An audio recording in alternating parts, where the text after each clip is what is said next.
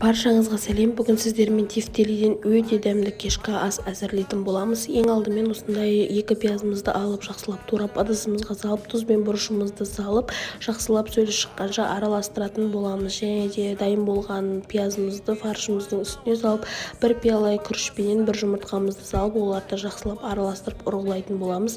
Одан кейін дайын болған фаршты осылай дөңгелек шариктер жасап орналастырып, ұнға аунатып орналастырып шығамыз. Және де қызып тұрған майымызға осы тефтелілерді салып қуырып аламыз. Екі жағы, екі беті қызарғанша жақсылап қуырып аламыз. Және бөлек ыдысымызды алып, ұзынша туралған сәбізбенен пиязымызды жақсылап қызартып қуырып бастаймыз. Және үйде бар салатты салсаңыздар болады, немесе томат пастасын қосып осылай қызартып қуырамыз.